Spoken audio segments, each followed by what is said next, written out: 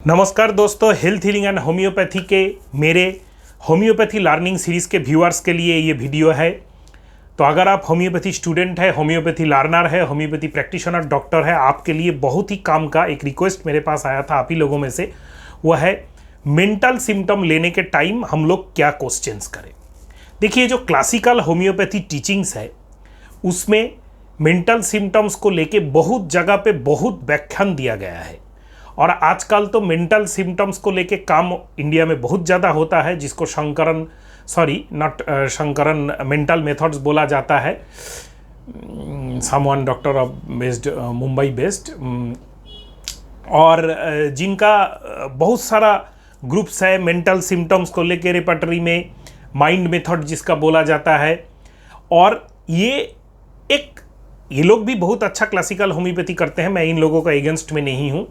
लेकिन जो classical homeopathy हम लोग करते हैं सालों से, हम लोगों के एंसेस्टर्स करते रहे हैं, खास करके Calcutta based, Calcutta is the main pillar of the homeopathy in India.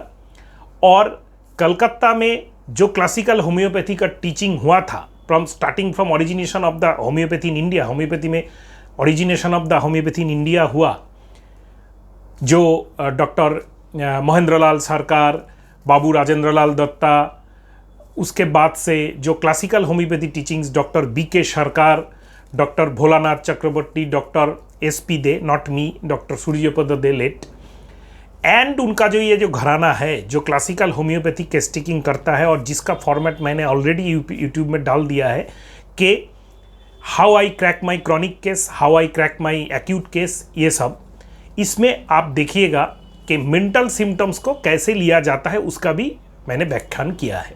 Next आता है मेरे जो केसेस है, जो क्लिनिकल केसेस के सीरीज़ मेरे हैं, प्लेलिस्ट है, वहाँ पे जाके भी देख सकते हैं कि क्या क्या मेंटल सिम्टम्स मैंने लिया। तो मैं प्रैक्टिकल आदमी हूँ, मैं यहाँ पे किताब पढ़ के रटाया हुआ चीज़ आप लोगों से शेयर नहीं करना चाहता हूँ। मैं जो करना चाहता हूँ वो है प्रैक्टिकली बहुत कम कुछ चीज़ याद रख के ही आप मेंटल सिम्टम्स कैसे ले सकते हैं।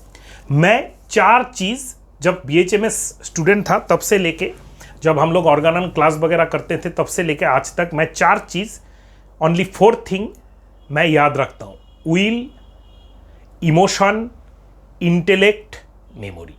विल, इमोशन, इंटेलेक्ट, मेमोरी को आपको पेशेंट में वेरीफाई करना है, पेशेंट को क्वेश्चन करना है, पेशेंट का आंसर आपको लेना है। कोई भी क्रॉनिक केस हो, एक्यूट केस में भी ले सकते हैं, ऐसा नहीं है कि restlessness fever during, quite mild fever during, drowsiness fever during, ये सब हम लोग देखते हैं। ये ऑब्जर्वेशन पावर होता है, आप जानते ही हैं। मेरा एक वीडियो आने वाला है, मैं उसके ऊपर काम कर रहा हूँ आप लोगों के, एक थोड़ा सा काफ़ी लंबा बड़ा वीडियो होगा, केस टेकिंग मास्टर क्लास बोल के। तो मेरे चैनल को सब्सक्राइब करके बेल आइकॉन को प्रेस करके जरूर रखिएगा, क्योंकि जो केस टेकिंग मास्टर क्लास का वीडियो है उसको आपको मिस नहीं करना है। अगर आप होम्योपैथी लर्नर है, डॉक्टर है, प्रैक्टिशनर है, कोई भी, ये एक ऐसा वीडियो होगा जिसमें मैं व्याख्या करूँगा, जिसमें मैं डिस्क्राइब करूँगा कि केस टेकिंग का हर पॉइंट को आपको कैसे क्वेश्चंस करना है, क्या प्रोबेबल आंसर आता है, क्या रिमेडी में उसका रिमेडी जो सिलेक्शन आप करना चाहते हैं उसमें क्या आपको हेल्प मिलेगा। तो आज खाली माइंड सिम्टम्स, तो will, emotion, intellect and memory, इसको आप कैसे वेरीफाई करेंगे, कैसे क्वेश्चंस करेंगे। विल जो है इसमें बहुत कुछ, विल मतलब इच्छा, पेशेंट का अभी का इच्छा, मेंटल फिजिकल, पेशेंट का पास्ट का इच्छा, पेशेंट का फ्यूचर का इच्छा। तो ये जो इच्छा है, मैं अक्सर पेशेंट को क्वेश्चन करता हूं कि आप जो इस बीमारी में मेरे पास आए, क्यों आए, उससे ऐसा स्टार्ट करता हूं। जब केस टेकिंग के अंत में अक्सर हम लोग जनरली मेंटल सिम्टम्स लेते हैं, बीच में नहीं लेते, क्योंकि मेंटल सिम्टम्स पर्सनली होता है, इसमें आपका पेशेंट का बॉडी लैंग्वेज ऑब्जर्वेशन करना भी इंपॉर्टेंट है। तो पेशेंट का हर चीज़, पेशेंट अपना दुख बताएगा, अपना सुख बताएगा, अपना मॉर्टिफिकेशन जो है, जो उसने ज़िंदगी में नहीं मिला, तो ये सब बताते बताते पेशेंट का जो फिजिकल सिम्टम्स है वो लेस इंपॉर्टेंट हो जाएगा पेशेंट के लिए। तो स्टार्ट विथ कॉमन प्रॉब्लम, आप मेरे पास क्यों आए हैं, फिजिकल प्रॉब्लम, उसको कंप्लीट कीजिए, कंप्लीट सिम्टम्स में पर्टिकुलर्स लीजिए, शरीर में और कोई पर्टिकुलर प्रॉब्लम इस टाइम में associated symptoms, accessory symptoms patient का है क्या लीजिए, उसके बाद फिजिकल जनरल लीजिए, लास्ट आप मेंटल सिम्टम्स लीजिए। तो इच्छा, पेशेंट का इच्छा, अभी इच्छा आपका क्या है, क्या इच्छा करता है अभी कैजुअल, जैसे टीवी देखने का इच्छा, खेलने का इच्छा, मोबाइल, जो ज़्यादा अम्यूजमेंट में आपका डिज़ायर होता है, अम्यूजमेंट डिज़ायर रिपर्टरी में रूब्रिक है, उसमें जा सकते हैं।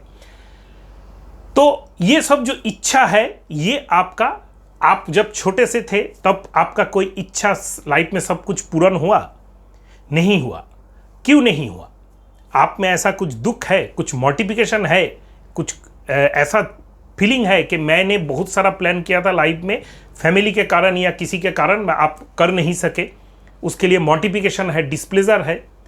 हाँ डॉक्टर साहब, मैं तो लड़की हूँ, मैं बहुत पढ़ना चाहती थी, जल्दी शादी हो गया, ससुराल में आया, हस्बैंड ने भी सपोर्ट नहीं किया, मैं पढ़ नहीं सकी, मेरे जो फ्रेंड्स हैं ये तो बहुत बड़ा बड़ा नौकरी करते हैं। मोटिफिकेशन, वेक्सेशन, रूब्रिक, बहुत स्ट्रॉन्ग मेंटल सिम्टम्स है ये आपको हर क्रॉनिक केसेस में पेशेंट अगर बार बार इसमें इंफासिस करे केस टेकिंग के दौरान बोलते बोलते, तो आपको जरूर इसमें इंपॉर्टेंस देना है। हाँ डॉक्टर साहब, मैं जब छोटी थी या छोटा था तब मुझको ये बहुत इच्छा करता था, ये चीज़ के लिए, ये ट्यूशन के लिए, ये प्ले में, खेल कूद में मैं एडमिशन लूँगा, गाना बजाना सीखूंगा, मुझको नहीं मिला।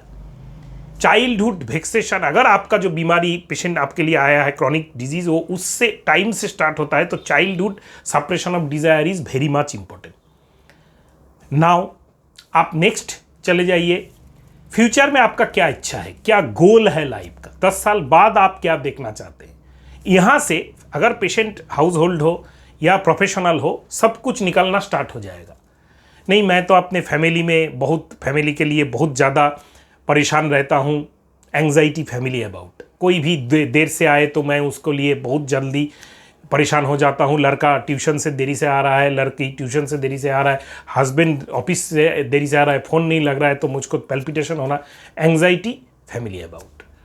हाँ 10 साल बाद तो मैं बहुत बुरा हो जाऊंगा, तो धर्म कर्म लेके चलूंगा। अभी भी पूजा करते हैं, अभी भी पूजा करते हैं कि एक ट्यून से आपको खींच के बहुत सारा चीज़ निकल जाएगा। तो फर्स्ट थिंग है विल, पास्ट का, प्रेजेंट का, फ्यूचर का, इसके रिलेटेड क्वेश्चंस। नेक्स्ट आता है इमोशन, आप इमोशनल कितना हैं।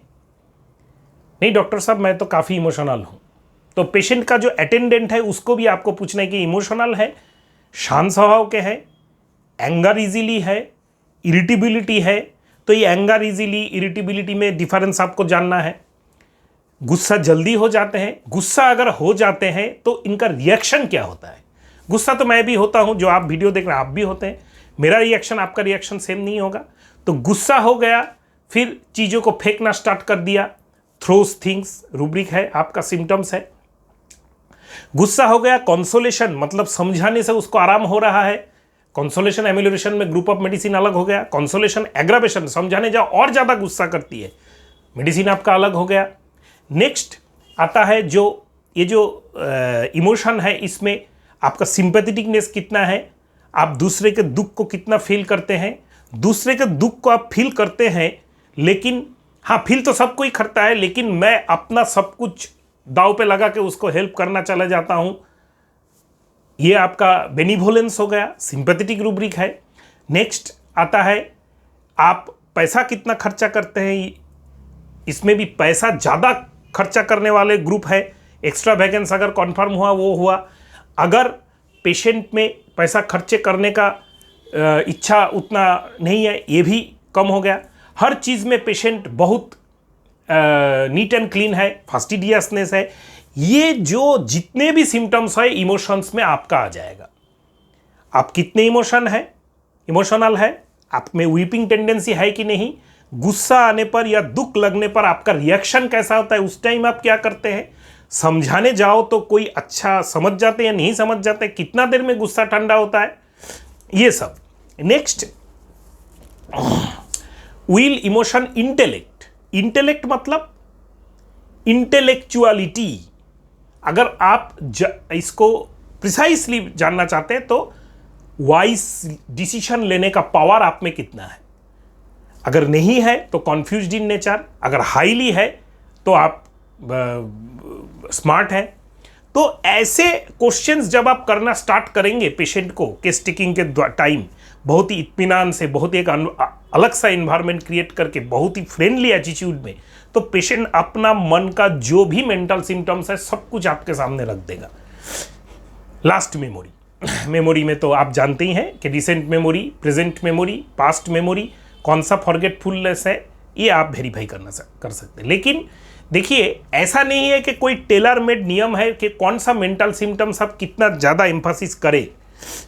जब आप ये इन्वायरमेंट क्रिएट कीजिएगा, starting from will, then emotion, then intellect, then memory, तब तक आते आते आपका पेशेंट का जो बिहेवियर है, पेशेंट का जो मेंटल सिम्टम्स कोर है, हर टाइप का विल, हर टाइप का इमोशन, हर टाइप का इंटेलेक्चुअलिटी, हर टाइप का memory, positive and negative, bad और गुड, हर इंसान में रहता है। लेकिन इसका मतलब ये नहीं कि आप पेशेंट को ये पूछेंगे आप इमोशनल हैं, हाँ डॉक्टर साहब मैं तो बहुत इमोशनल हूँ। आप रोते हैं, हाँ डॉक्टर साहब मैं तो रोता हूँ।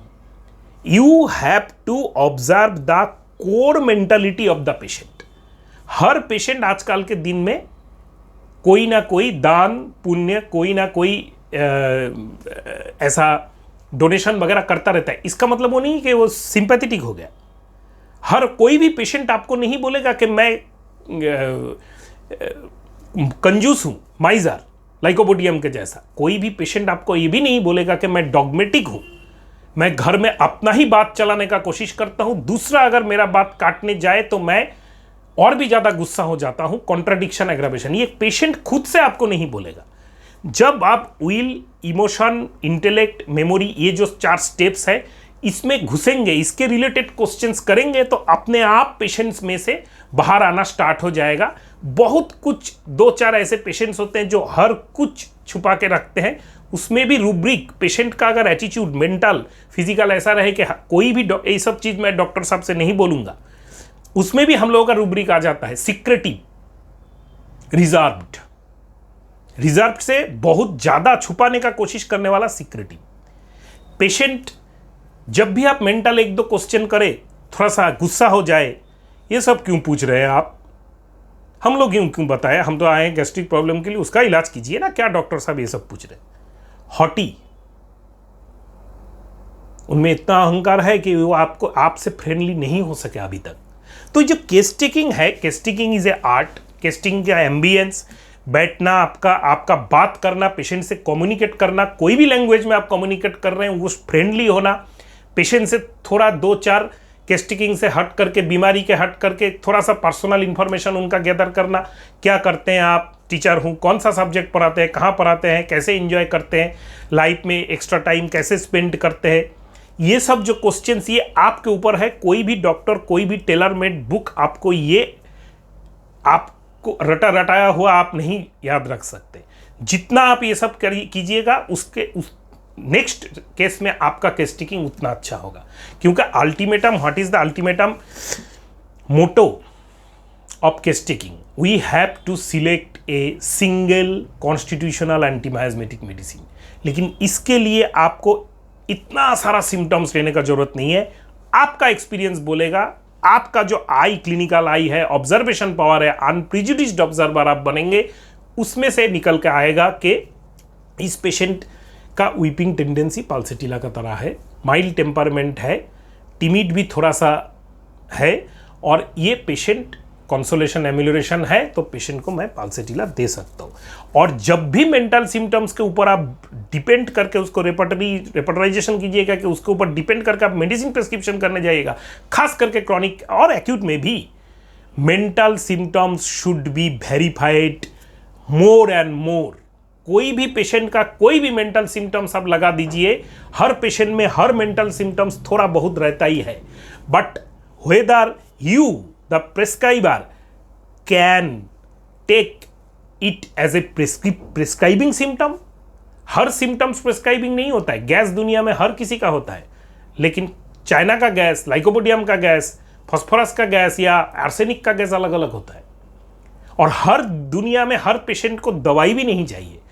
तो ये जो पॉइंट है, इसके ऊपर आप वीपिंग इजीली ले लीजिए, एंगर इजीली लीजिए, कंपनी एवर्शन लीजिए, कंपनी डिजायर लीजिए, मोरोस ले लीजिए, रिमोर्स ले लीजिए, कोई भी ये सब रिपर्टरी का रूब्रिक आप ले लीजिए जो बड़ा बड़ा मेंटल सिम्टम्स, इंपॉर्टेंस है, डिल्यूशंस है बहुत सारे, तो आपको इसमें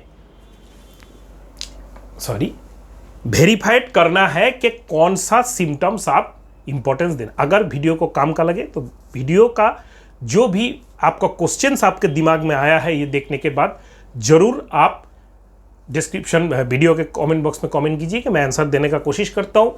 थ्योरी जो फॉर्मूला है मैं यूज़ करता हूँ, आप भी कर सकते हैं। Will, emotion, intellect, memory. Start from will, verify will, past, present, future will, emotion, her type का कॉमन इमोशन का क्वेश्चंस कीजिए, फिर इंटेलेक्ट के बारे में क्वेश्चंस कीजिए जैसे मैंने बताया, फिर मेमोरी के, और जब इंपॉर्टेंस देंगे starting from will is the main important, then emotion, then अगर मेमोरी बहुत पुअर है ये आप समझ भी गए, लेकिन जो आपका इमोशनल या विल पार्ट में कोई एक मेंटल सिम्टम्स है जो बहुत इंपॉर्टेंट है तो मेमोरी पुअर को आप छोड़ सकते हैं, क्योंकि will importance, will and emotions is the inner feeling of the human, it's represent the patient as a whole. ये हम लोगों के पास ग्रेडेशन बहुत ज़्यादा है, यही क्लिनिकली है। कोई भी नॉर्मल ऑर्गन ऑफ मेडिसिन आप स्टडी कर लीजिए, वहाँ पे भी ऐसा ही लिखा गया है। जो भी केस्टिकिंग के बुक है वहाँ पे भी ऐसे ही लिखा गया है, भाषा अलग हो सकता है। विल के सैक्रो है, जैसे love, hates, emotion, lasciviousness, revulsion to sex, sexual perversion, fear, greed, eating money, emotionally, smoking, drinking, drugs, dreams, homicidal tendency, desire और aversion to company, family, friends, jealousy, suspicion, obstinacy, contrariness, depression, loquacity, weeping, laughing, impatience, conscientiousness, fastidiousness, कुछ भी हो। तो ये कौन सा important है, कौन सा लेस इंपॉर्टेंट है, ये पेशेंट का बोलने का ढंग आपका वेरिफिकेशन के ऊपर डिपेंड करेगा। तो नंबर फर्स्ट आएगा विल, सबसे important mental symptom, then emotion and it's related counter parts, then आएगा इंटेलेक्ट, देन आएगा आपका मेमोरी। तो अगर आप चैनल में नए हैं, चैनल को सब्सक्राइब करके बेल आइकॉन को प्रेस करना मत भूलिएगा। मेरा कोई भी वीडियो आपका काम का हो सकता है, सब वीडियो ही आपका काम का होगा। और हाँ, केस टेकिंग मास्टर क्लास के ऊपर जो मैं वीडियो बनाऊंगा उसको मिस मत कीजिएगा, उसके लिए बेल आइकॉन को प्रेस जरूर कीजिए। नमस्कार दोस्तों।